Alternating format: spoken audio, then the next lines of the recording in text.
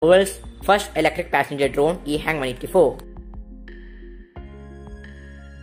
This is the world's first electric passenger drone. The name of this drone, that is the electric passenger drone, is EHang 184.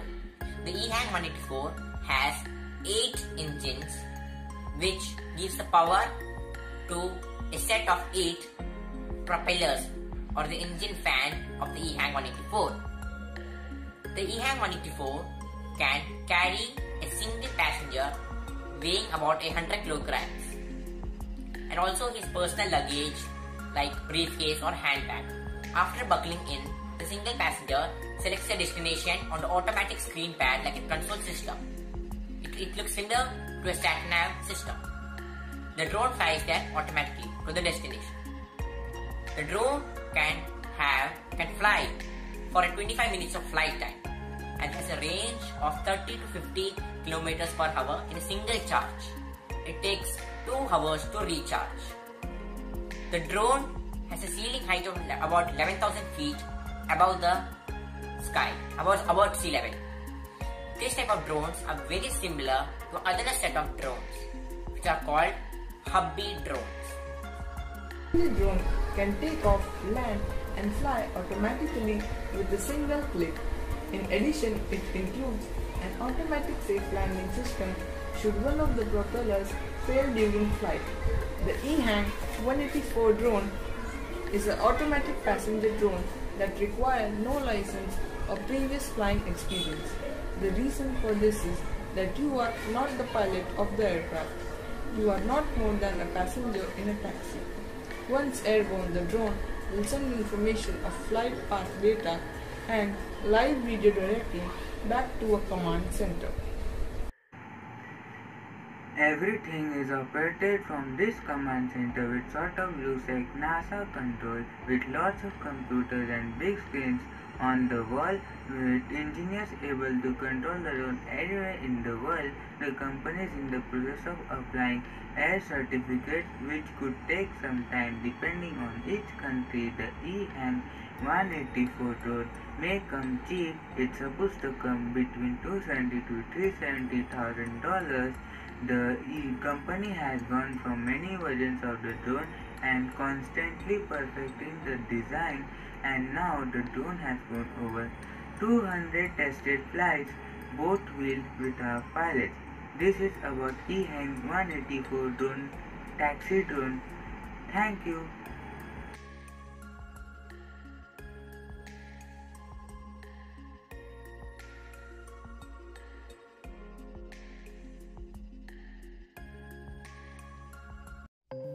It was estimated that nearly 2.5 million people in India alone suffer severe burns, and over 1.5 million people in the world are killed from overturned kerosene lamps every year.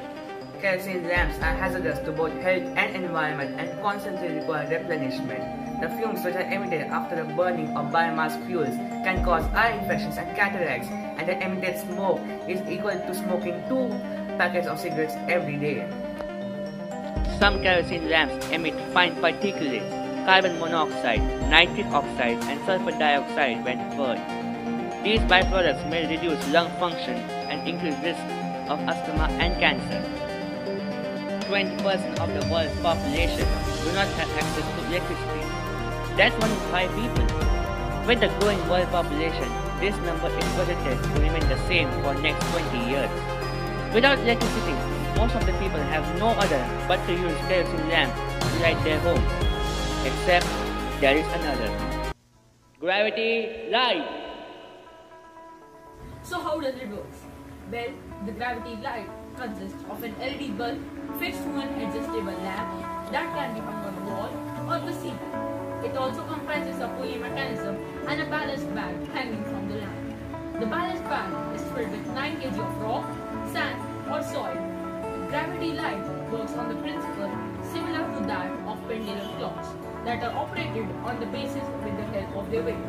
The potential energy is represented by the ballast material.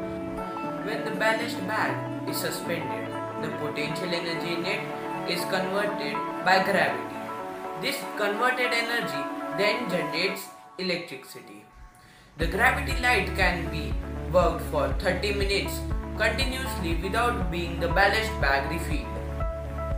The user can adjust the light from strong level lighting to long lasting low level. Let's now look at the working model. As these two masses fall, they pull on the chain, which slowly turns one of these sprockets down. That of course turns the whole bicycle wheel. The wheel's outer rim acts as a big pulley, turning the small pulley, which in turn turns the small generator, and the wires go from that generator to this LED which provides the light. Okay, so let's compare the gravity light with a solar light. Solar panels are capable of producing electricity only when the sun shines, and hence the energy is required to be stored for producing light under dark conditions. The quantity of energy stored is based on the size of storage, size of the panel, and the amount of light energy absorbed from the sun. With gravity light, it takes very few seconds to create enough energy to provide lighting for half an hour as required by simply lifting the weight. It is clean and environmentally friendly. As gravity light does not have any operating cost after the initial purchase cost, it is more suitable for individuals with no big use. Therefore, this could provide sustainable lighting for developing countries and replace the harmful kerosene lamps that are currently being used in this type of countries. Electric lighting can easily be taken for granted. Millions of people in the developing countries does not have the luxury of electricity and depend on the kerosene lamps. Kerosene is expensive and inhaling the fumes of kerosene can be dangerous.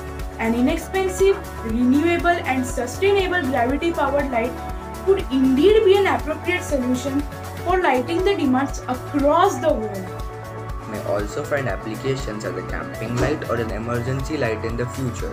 But for now, gravity light is an example of something which seems like a basic science of gravity, but is and can be much more for the people around the world. Being able to supply sustainable light at no running cost at $5 is an incredible feat, and one which could help millions of people around the world who are seeking sustainable light at low cost. This invention could be huge for developing countries in need of light.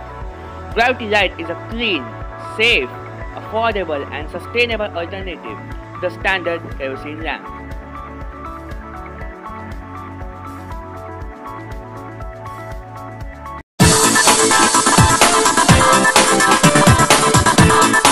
The smallest single-celled organism to the largest creatures on Earth. Every living thing is defined by its genes. The DNA contained in our genes acts like an instruction manual for our cells. 4 building blocks called bases are strung together in precise sequences, which tell the cell how to behave and form the basis for our every trait. But with recent advancements in gene editing tools, scientists can change an organism's fundamental features in record time. They can engineer drought-resistant crops and create apples that don't even brown. They might even prevent the spread of infectious outbreaks and develop cures for genetic diseases. CRISPR is the fastest, easiest and the cheapest of the gene editing tools, responsible for this new wave of science. But where did this medical marvel come from? How does it work? And what can it do? Surprisingly, CRISPR is actually a natural process that's long functioned as a bacterial immune system. Originally found defending single-celled bacteria and archaea against invading viruses, naturally occurring CRISPR uses 2 main components. The first are short snippets of repetitive DNA sequences called clustered regularly interspaced short palindromic repeats, or simply CRISPRs. The second are Cas, or CRISPR-associated proteins, which chop up DNA like molecular scissors. When a virus invades a bacterium, Cas proteins cut out a segment of the viral DNA to stitch into the bacterium's CRISPR region, capturing a chemical snapshot of the infection. Those viral codes are then copied into short pieces of RNA. This molecule plays many roles in our cells, but in case of CRISPR, RNA binds to a special protein called Cas9. The resulting complexes act like scouts, latching onto free-floating genetic material and searching for a match to the virus. If the virus invades again. The Scout complex recognizes it immediately and Cas9 swiftly destroys the viral code. Many bacteria have this type of defense system. In 2012, scientists figured out how to hijack CRISPR to target not just viral DNA, but any DNA in almost any organism. With the right tools, this viral immune system becomes a precise gene editing tool which can alter DNA and change specific genes almost as easily as fixing a typo. Here's how it works in the lab. Scientists design a guide RNA to match the gene they want to edit and attach it to Cas9. Like the viral RNA in the CRISPR immune system, the guide RNA directs Cas9 to the target gene, and the protein's molecular scissors snip the DNA. This is the key to CRISPR's power. Just by injecting Cas9 bound to a short piece of custom guide RNA, scientists can edit practically any gene in the genome. Once the DNA is cut, the cell will try to repair itself. Typically, proteins or nucleases trim the broken ends and join them back together. But this type of repair process, called non-homologous end joining, is prone to mistakes and can lead to extra or missing bases. The resulting gene is often unusable and turned off. However, if scientists add a separate sequence of template DNA to their CRISPR cocktail, cellular proteins can perform different DNA repair process called homology-directed repair. This template DNA is used as a blueprint to guide the rebuilding process, repairing a defective gene or even inserting a completely new one. The ability to fix DNA errors means that CRISPR could potentially create new treatments for diseases linked to specific genetic errors like cystic fibrosis or sickle cell anemia. And since it's not limited to humans, the applications are almost endless. CRISPR could create plants that yield larger fruit, mosquitoes that can't transmit malaria, or even reprogram drug-resistant cancer cells. It's also a powerful tool for studying the genome, allowing scientists to watch what happens when genes are turned off or changed within an organism. CRISPR isn't perfect yet. It doesn't always make just the intended changes, and since it's difficult to predict the long-term implications of a CRISPR edit, this technology raises big ethical questions. It's up to us to decide the best course forward, as CRISPR leaves single-celled organisms behind and heads into labs, farms, hospitals, and organisms all around the world. Hello everyone, my name is Akshiti Banerjee, and today our group will be taking you through a pretty peculiar topic called supersonic fluid. Intriguing, isn't it? Well, supersonic fluid is basically used in aircrafts to prevent a sonic boom. Now you must be thinking, what is a sonic boom? And since there is a need to prevent it from taking place, is it dangerous? Well, let me and my friends explain you all about this topic.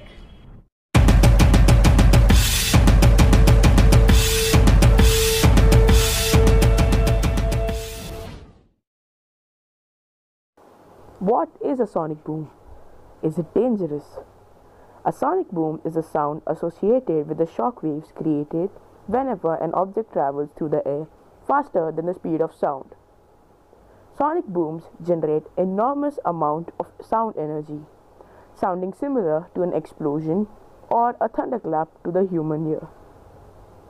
Typically, the shock front may approach 100 megawatts per square meter and may exceed 200 decibels, whereas noise over 70 decibels over a prolonged period of time may start to damage your hearings. Loud noise above 120 decibels can cause immediate harm to your ears. Sonic booms have marked effect on behavior and subjective experience as exemplified by startled reactions and attendant feelings of fear. Such intrusions disrupt sleep, rest and relaxation, and also interfere with communications. So yes, a sonic boom is dangerous. When an airplane travels through the air, it produces sound waves. If the plane is traveling slower than the speed of sound varies, but 700 miles per hour is typical through air. The sound waves can propagate ahead of the plane. If the plane breaks through the sound barrier and flies faster than the speed of sound, it produces a sonic boom when it flies past. The boom is the wake of the plane's sound waves. All of the sound waves that would have normally propagated ahead of the plane are now combined together. So at first you hear nothing, and then you hear the boom they create. The huge thunder-like noise created when an aircraft breaks through the sound barrier can even cause damage to other structures. How to avoid sonic booms? The key to eliminating the sonic boom is in the design of an airframe of an aircraft. In a conventional supersonic jet, the shock waves coalesce as they expand away from the nose and tail, leading to two distinct sonic booms. The trick is to shape the aircraft in such a way that the shock waves remain separate as they travel away from the aircraft. This means that they reach the ground still separated, generating a quick series of soft thumps and not loud noises, thereby avoiding damage. In 2001, NASA started the shaped sonic boom experiment to analyze sonic booms. They modified the fuselage of a Northrop 4 5E Tiger II in an attempt to lower the effects of sonic boom during test flights. The nose of the F5E was removed and replaced with a larger, longer version. The fairing under the fuselage was also lengthened and deepened.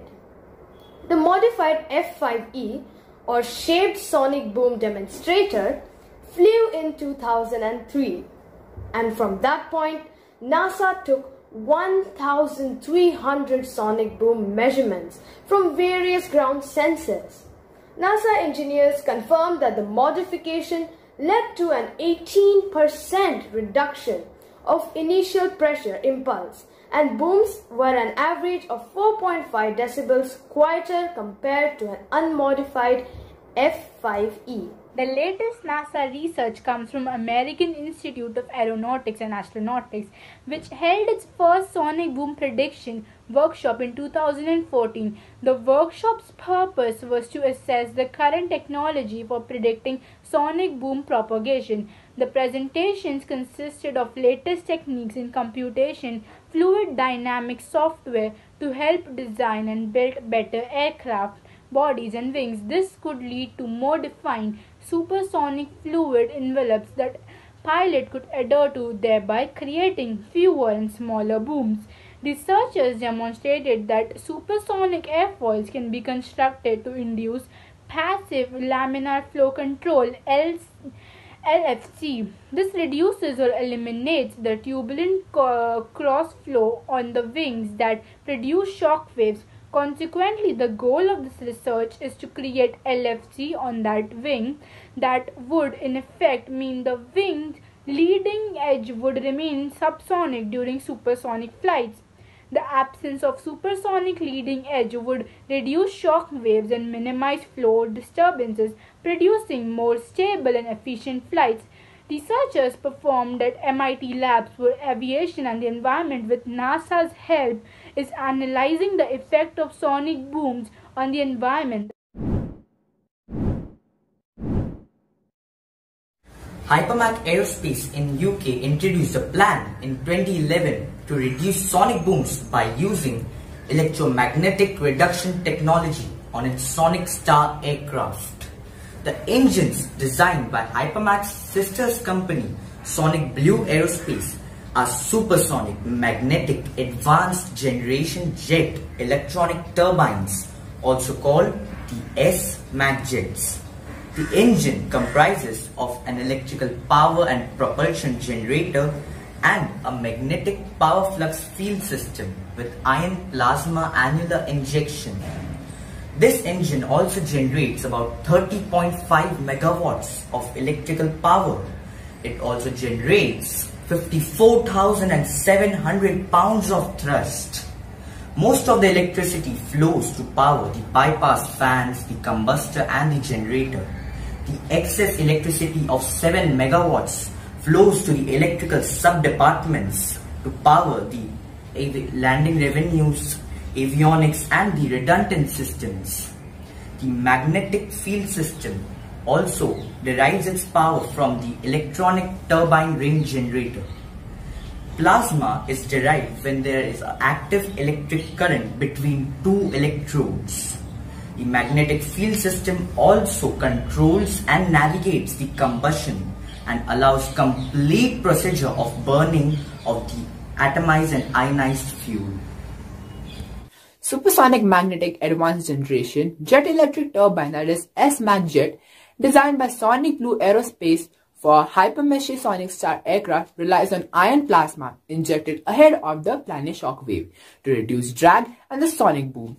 The engine has a hollow shaft core, that is no speed or the drive shaft, and the engine electromagnetically powers the bypass fan, compressor and turbine. The sonic stud reduces sonic boom by injecting plasma ahead of the shock wave. It uses plasma actuators built into the aircraft and powered by the SMAC jet engines to ionize the air as it passes from forward to the shaft. The plasma aircraft gives the high pressure and escape route to travel around the aircraft instead of coming in direct contact, avoiding the creation and drag and shock waves. Lastly, I would like to extend my thanks to the lovely audience who invested their precious time and appreciated the efforts put in by our Nirman team for the project Supersonic Fluid. Greetings to everyone. I am Anya Tritalia. Today me and my team from Anil Dalmia High School are going to tell you about use of Pythagoras theorem in construction and daily life. Hello there. We are the students of Anil Dalmia High School. For today, we are going to tell you about the Pythagorean theorem. Before proceeding, let's draw a right triangle. Right triangle is a triangle which consists one right angle, which means 90 degrees. It also consists of two legs and a hypotenuse. Hypotenuse is the longest side of the Pythagorean theorem. Now, how is it related to Pythagorean theorem? Pythagorean theorem says that the hypotenuse has a special relation with the other two sides of the right triangle. The square of the hypotenuse is equal to the sum of the squares of the other two sides. Just remember that this equation can be applied only to right triangles. Let's say this right triangle has a length of A, B and C, where A and B are the two sides and C is the hypotenuse. So using the Pythagorean theorem, the equation of this right triangle will become C square is equals to A square plus B. Pythagoras theorem is a statement in geometry which shows the relationship between the length of the sides of a right angle triangle of a triangle with 190-degree angle. The right angle equation is A square plus B square is equal to C square. Being able to find the length of a side, even the other two sides, make the Pythagoras theorem. The useful technique is construction and navigation.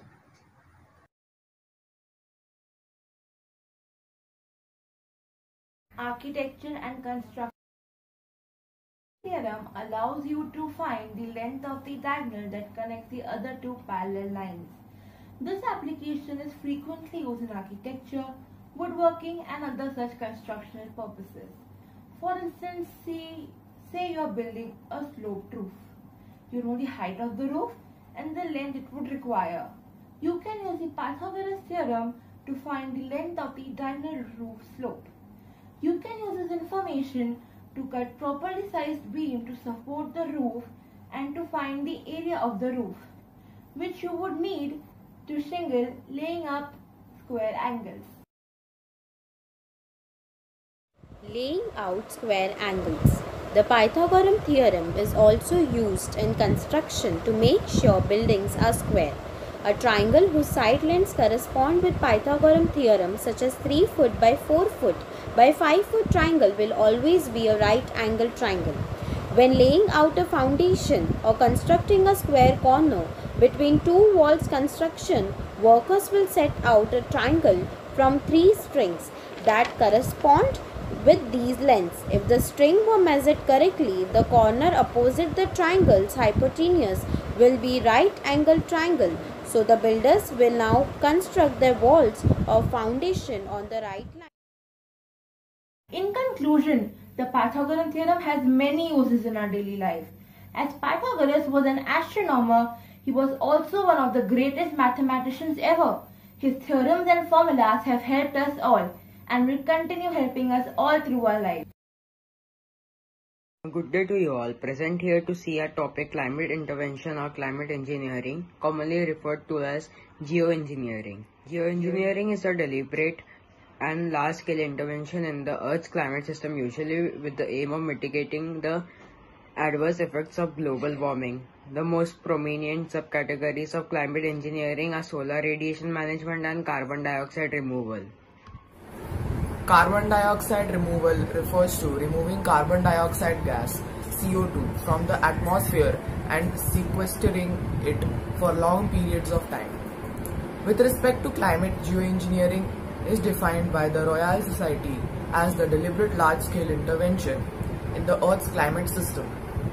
In order to moderate global warming, some environmental organizations have been reluctant to endorse solar radiation management, but are often more supportive of some carbon dioxide removal projects, such as afforestation and peatland restoration. Some authors have argued that any public support for climate engineering may weaken the fragile political consensus to reduce greenhouse gas emissions. The 1965 landmark report, Restoring the Quality of Our Environment by US President Lyndon B. Johnson's Science Advisory Committee warned of the harmful effects of fossil fuel emissions and also mentioned deliberately bringing about countervailing climatic changes, including rising the albedo or reflectivity of the Earth. Edward Teller in 1997 suggested to research and develop reflective particles to reduce incoming solar radiation and thus to cancel the effects of fossil fuels burning. Several climate engineering strategies have been proposed. IPCC documents detail several proposals. These fall into 2 main categories. They are solar radiation management and carbon dioxide removal. Solar radiation management (SRM) techniques would seek to reduce sunlight absorption. This includes visible, near-infrared and ultraviolet rays. This would be achieved by deflecting sunlight from the earth or increasing the reflectivity of atmosphere on the earth's surface. These methods are not a substitute of climate change mitigation because they would not reduce greenhouse gas concentrations in the atmosphere and thus would not address problems such as ocean acidification caused by CO2. Solar radiation management methods may include surface-based, for example, surface-based mirror infrastructures for protecting and expanding polar ice and glaciers, including the use of insulated blankets and artificial snow, using pale colors and for roofing materials and other man-made surfaces, attempting to change ocean's brightness, growing high albedo crops, or by distributing hollow glass beads in selected areas to increase ice coverage and lower temperatures. Mount Pinatubo in Philippines erupted with tremendous force, ejecting vast amounts of ash and gas high into the atmosphere, so high that volcano's plume penetrated the stratosphere. The stratosphere is a layer of atmosphere extending from about 10 kilometers to 50 kilometers in altitude. Pinatubo ejected about 15 million tons of sulfur dioxide into the stratosphere, where it reacted with water to form a hazy layer of aerosol particles composed primarily of sulfuric acid droplets. Over the course of next 2 years, the stratospheric winds spread these aerosol particles around the globe. The World Wildlife Fund criticized iron fertilization experiments due to their potential risk to marine life. Hello everyone. Myself Yashvi Jaju, and the topic for my Nirman project is artificial gravity. So here we have a person who is going to experience 1.8 Gs, which means that he weighs about 1.8 times what he normally would. He is at present in the European Space Agency's 0G flight. Here he is instructed to keep his head in front and center to avoid nausea. There are even students who are doing research, and there is a person for his safety. They are about to go for a free fall. In this special aircraft, there are 3 axes: pitch, roll and thrust, and each pilot fly one axis. To fly the parabolas, it is required for one pilot to take care of one axis. In 1971, the Apollo 15 astronauts tested something on the moon. They used a hammer and a feather, and they landed at the same time. Here, he is given this little protective bubble of 0G to fly around in. Here, there are few more clippings where you can see what kind of training is given to the astronauts. Here, I myself have also experienced this.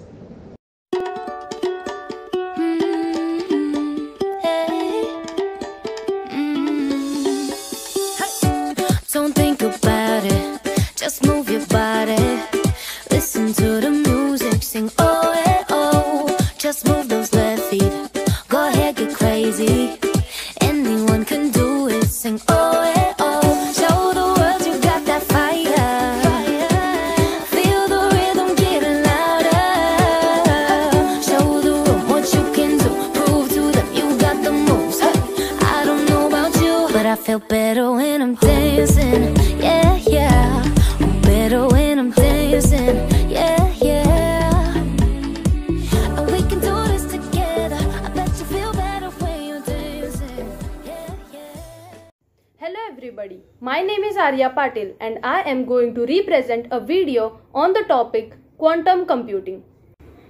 Quantum physics, one of the most successful series of modern science, describes the way our world works at the most fundamental level, quantum computing. It has become one of the leading applications of quantum physics. Quantum applications have the potential to solve some of the world's most complex problems that are beyond the reach of even today's most powerful supercomputers. Quantum computers are not going to replace classical computers, but their radically different way of operating enables them to perform calculations that classical computing cannot. Let's see how they differ. Classical computers encode information in bits, and each bit can represent a 0 or a 1. These zeros and ones act as on-off switches that ultimately translate into compute functions to perform a simple calculation like solving a maze. A classical computer would test each possible route one at a time to find the correct one, just as classical computers. They have bits quantum. Computers have qubits. Qubits, however, make use of 2 key principles of quantum physics: superposition and entanglement. Superposition means that each qubit can represent a 0, a 1 or both at the same time, and entanglement happens when 2 qubits in a superposition are correlated with one another, meaning the state of one, whether it's a 0 or 1 or both, depends on the state of another. Using these 2 principles, qubits can act as much more sophisticated version of switches, helping quantum computers solve difficult problems that are virtually impossible. Using classical computers to illustrate how this makes quantum computers more powerful, let's look at some numbers. Take a classical n-bit computer with n representing the number of bits. It can represent and examine only one system state at a time, and n-cubed computer, however, would have the power to represent 2 to the power of n system states and perform parallel operations on all those states at once. This means that every time you add just one more qubit to a quantum computer, the number of states that are represent and examine the so. A 50 qubit quantum machine could examine 2 to the power of 50 states at once. This exponential increases in power together with the entanglement of qubits is what now allows quantum computers to solve certain problems so much more efficiently, while a classical computer solves a problem like the maze by testing each possible route one at the time. A quantum computer uses its entangled quantum state to find the correct route quicker with far fewer calculations. Think of this way. Technologies that currently run on classical computers can expertly find patterns and insights buried in vast amounts of existing data. But quantum computers will deliver solutions where patterns cannot be seen because sufficient data does not exist, or the possibilities for discovering an optimal answers are too enormous to ever be processed by a classical computer. Quantum computers could lead to discovery of new elements and materials by helping us untangle the complexities of molecular and chemical interactions. They could help the financial service industry make better investment by finding new ways to model financial data and isolate key global risk factors. They could even transform supply chain and logistics by finding the optimal routes across globe systems like optimism, fleet operations for delivery during the holiday seasons.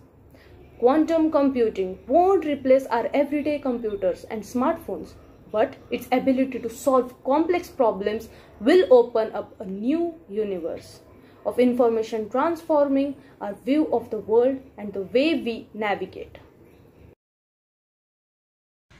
Hello, good morning. This is Arya Desai from 9th D, and this is my Nirman exhibition video. I hope you guys like it. Mother Nature has some amazing animals and insects. Here is one of the coolest camouflaged insect. Can you spot our little hidden moth secret agent? These crazy cool camouflage artists begin their life as yellow and black caterpillars, found throughout Europe and Mongolia, most commonly in southern Britain. They have black heads with hairy black and yellow bodies. Their forewings are grey with a large prominent buff patch at their apex. The young larvae are gregarious, becoming solitary later. The older larva is very striking, black and white with a yellow line.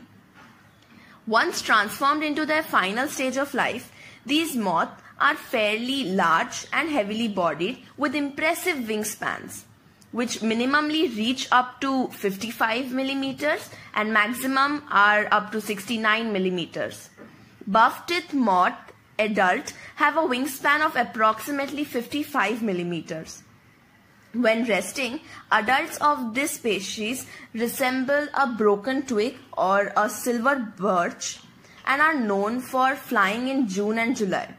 These creatures often gather in large numbers and eat leaves of lime, birch, hazel and willow trees, and are also known to be heavy eaters, sometimes defoliating entire branch of trees, and also from their wooded world a lot of other things. These silver and grey colored nocturnal flying insects have buffy heads and buffy patch at the end of their wings and are most commonly found in gardens and shrubberies. I think you should have a look over them.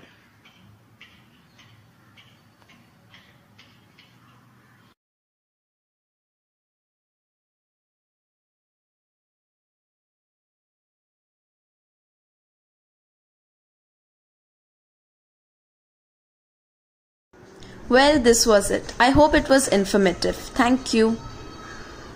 I, Savni Mani, am here to present a project about the International Space Station. The International Space Station is the largest man-made structure in the space. The ISS took many years to become a reality.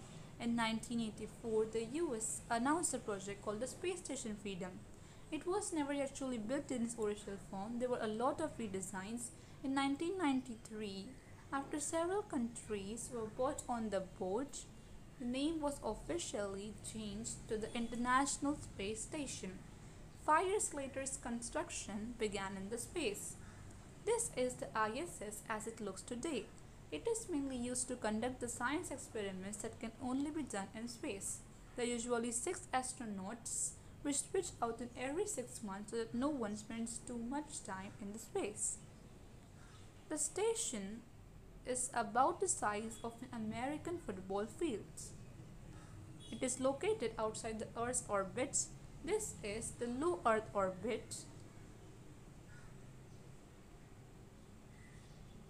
The ISS takes only 92 minutes to orbit the Earth, which is about 20,000 km per hour. Over time, the ISS will slowly lose the altitude and eventually burn up as it recenters the Earth's atmosphere. To prevent this, the station must be periodically boosted. The main countries now participating are the United States, Canada, Russia, Japan, and many other science agencies in Europe. Let's get to know the main parts of the station. The integrated truss structure is like the kind of a backbone of the station. It holds the solar arrays which generate the electricity. The radiator panels remove the heat from the station. The equipment and the science experiment are also attached to it. This part down here contains the pressurized modules, which means that the astronauts can live and work without the spacesuits. All the Russian modules make up the Russian orbital segment. The other side is called the US orbital segment. It is made up of the modules in the United States, Canada, Japan, and Europe. The different pieces of the station, also called the modules, were built in many locations around the globe. Each module was then launched into space, the space shuttle of the American space shuttle and the Russian Soyuz rocket. Welcome to one and all present here. My name is Ashish Shetty and the topic for my model is solar water purifying system. Let's have a look on the animation. Introducing the new solar RO purifier system. As we know, sun is an ultimate source of energy among all the resources. Solar photovoltaic is a one. This form of energy we can convert solar energy to electrical energy with the help of solar cell. Most of this photovoltaic energy is used in various ways. In this, we are using solar energy for running our RO water purifier. During day hours in this animation, as you can see, the electricity generated by the solar cell is transferred to the controller. The controller stores energy in the battery and supply part with purifier. During night hours, when there is no supply from the solar panel, the purifier system takes power from the battery. The RO purifier is independent electricity, now without energy. Now you will be able to get purified water at your home. The conclusion of this project is that due to this solar purifying system, there is less use of electricity and good use of our natural resources. Thank you. Good morning everyone. This is Kruti Khandelwal from 9D. This is my project for Nirman exhibition. I hope it's informative. Maglev is a system of train transportation that uses two sets of magnets. One set to repel and push the train up of the track, and another set to move the elevated train ahead. Taking advantage of the lack of friction along certain medium range routes, Maglev can compete favorably with high-speed rail and airplanes. With Maglev technology, there is just one moving part, the train itself. The train travels along a guideway of magnets which control the train's stability and speed. Propulsion and leviation requires no moving parts. This is in stark contrast to electric multiple units that may have several dozen parts per bogie. Maglev trains are therefore quieter and smoother than conventional trains and have the potential for much higher speed. Maglev vehicles have set several speed records, and maglev trains can accelerate much faster than conventional trains. The only practical limitation is the safety and comfort of the passengers.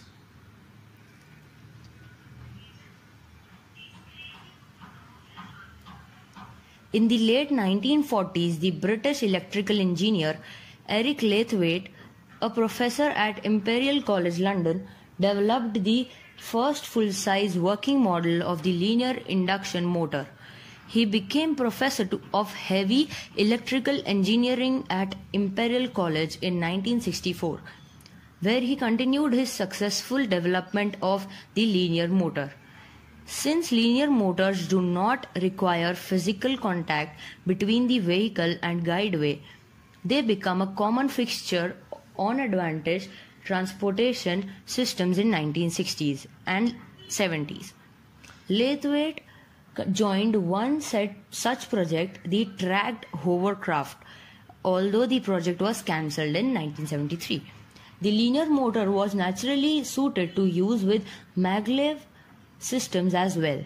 In early 70s, Lathwaite discovered a new arrangement of magnets, the magnetic river, that allowed a single linear motor to produce both lift and forward thrust, allowing a maglev system to be built with a single set of magnets. Working at the British Rail Research Divisions in Brazil.